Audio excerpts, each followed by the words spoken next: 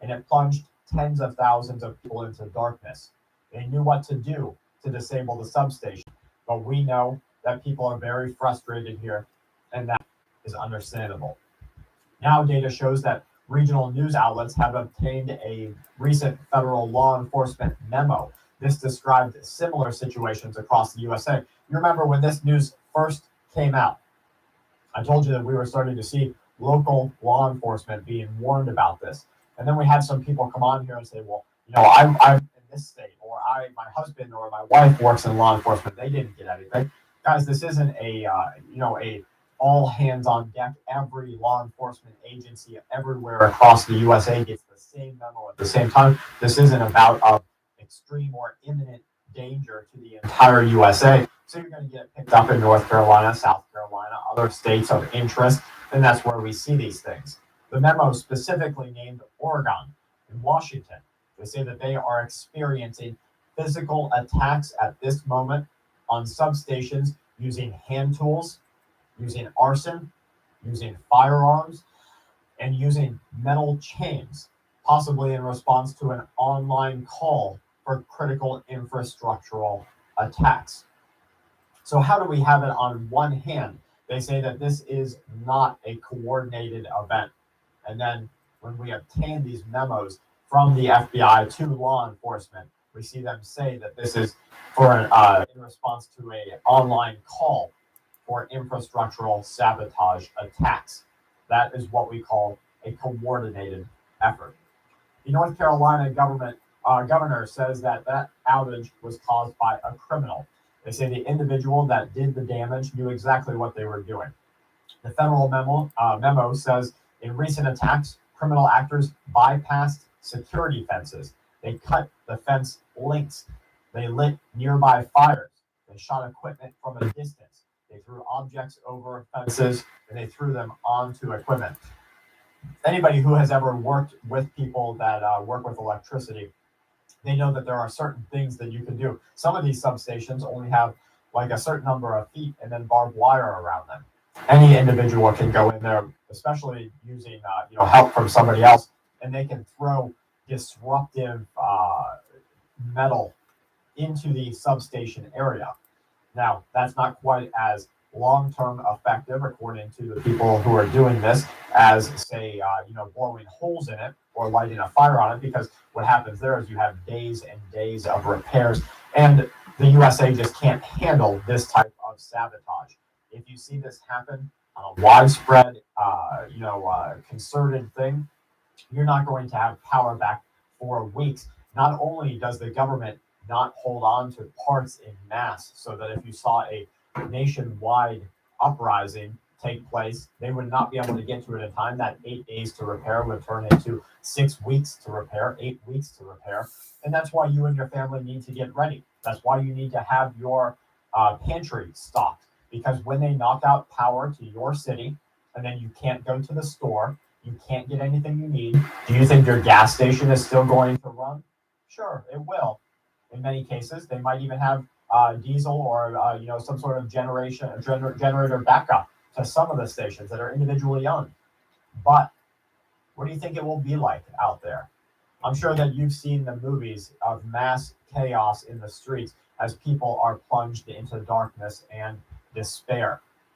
We are already experiencing the despair part in the United States of America. There are more and more prescriptions for antidepressants, anti-anxieties. More and more people are saying that they are experiencing anger of their own against their spouse, against their family, against strangers, and against the government. We have a reckoning coming. This is in part because of what has been allowed to divide the American people for the last, it really goes on way too long. Politics was meant to do nothing but keep your anger diverted away from those who are truly, truly against you. The memo obtained by other news outlets said to cause widespread power failures, the potential impact of social disruption and violent anti-government criminal activity is taking place. So you better get ready for what happens next. The U.S. Department of Homeland Security has issued a bulletin to all law enforcement now. The United States, they say, must remain at a heightened threat environment. Kelly and I took a drive last night as part of our having fun for the day, and we went to meet up with some friends, and we saw a heightened law enforcement environment. They were at critical places of infrastructure and stability. There was more law enforcement at gas stations. There was more law enforcement at the county water areas. There was law enforcement at even around fire stations. Why? Because here, at least, they know that they are outgunned. And that's a problem.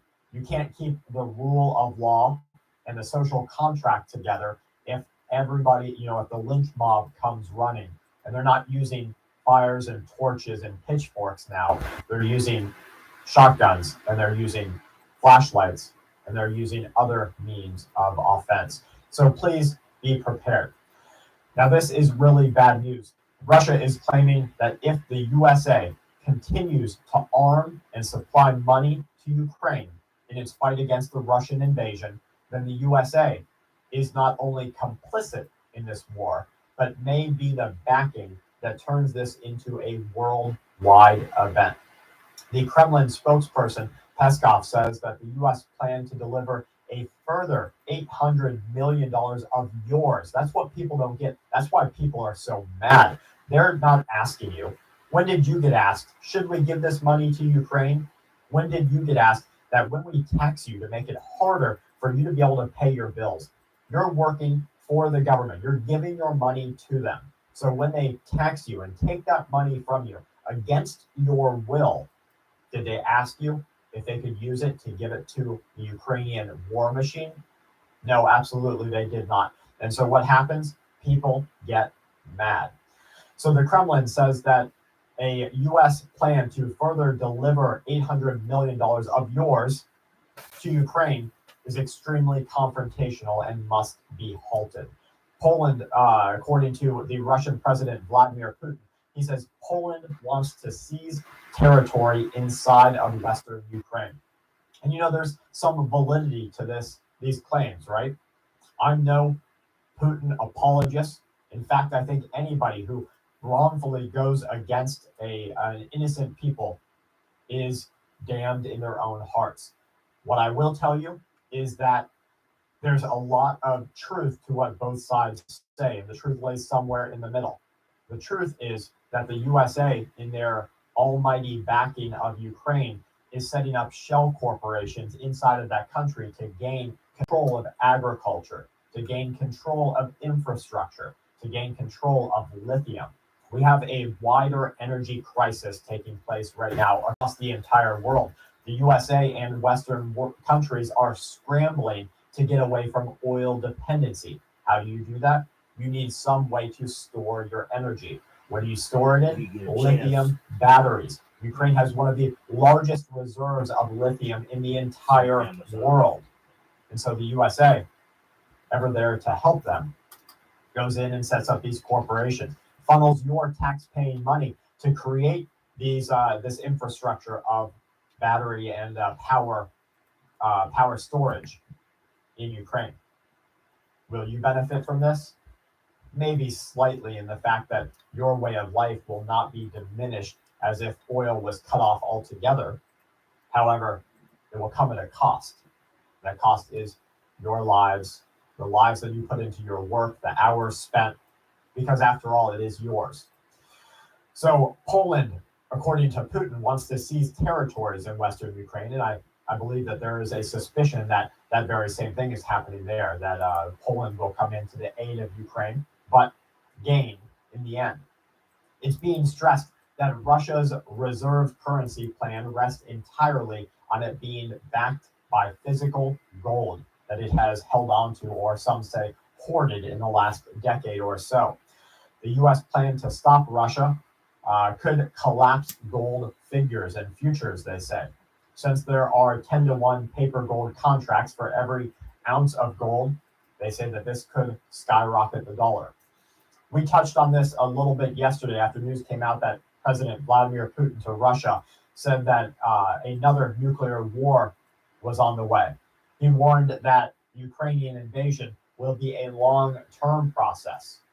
So you better get ready for this to last a long time. Russia insists that Moscow has not gone mad, and it appears to have been trying to water down its previous nuclear boastings and messages.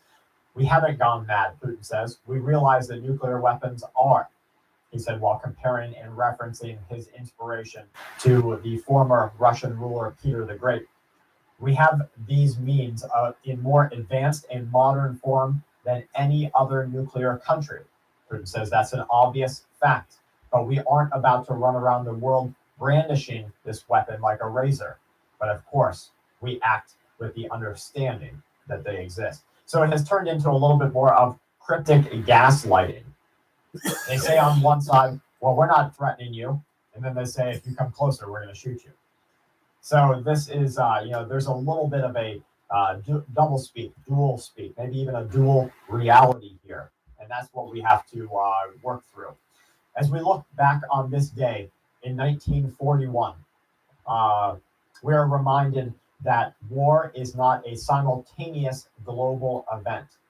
It often involves just a few nations, and that anger and hatred bleeds up and boils over and then involves other countries until a general contagiousness of violence can no longer be stamped out. We look back yesterday in the remembrance of Pearl Harbor. We look recently in all of the different things that are happening around our world, and we paint a comparison there to Russia, Ukraine, to Turkey, Syria. You see, that's what the history books are going to show. And in 100 years, the kids who are growing up learning that history will be able to easily, point those things together. And they'll say, yeah, of course, Russia invading Ukraine, Poland coming to the aid, U.S. coming to the aid. Of course, that led to World War III. They'll say Syria and Turkey. Of course, that led to different events and parts of this world war. But right now, people can't see it. They cannot see that forest beyond the trees. That might be a gift that you have and one that causes you to get ready for the unknowns that other people merely brush away because they can't handle. Just 2 days ago in 1938, Germany and France signed a treaty of non-aggression. A little over 500 days later, Paris fell to the Nazis. That's what I think of when I hear these, calls for peace. These aren't calls for peace. No one wants peace. These are corrupt, evil, power-hungry individuals and dark groups. And these groups want more power, and they want more money, and they want more of your life because your life feeds them. They really are the monsters, sometimes in the shadows, and sometimes right out in the open. And so when they say that they want peace, or they say that they will act in peace, what they really mean is you don't see right now their larger Game of Thrones taking place. The RC-135U combat strategic recon aircraft that we were monitoring in open source intelligence came just 20 miles within the Iranian border over Iraq. This is as the U.S. and Israel prepare for an event to take place with the Iranian government. The Taiwan Defense Ministry has said that in the past 24 hours, 9 Chinese Air Force planes have crossed the Taiwan Strait median line as China continues to test Taiwan's ability to defend itself and America's ability to come to Taiwan's aid. This, my friends, will be the catalyst that sets off the next great global supply issue. And as this comes down, you'll wish you bought another pair of shoes. You'll wish you had another shirt.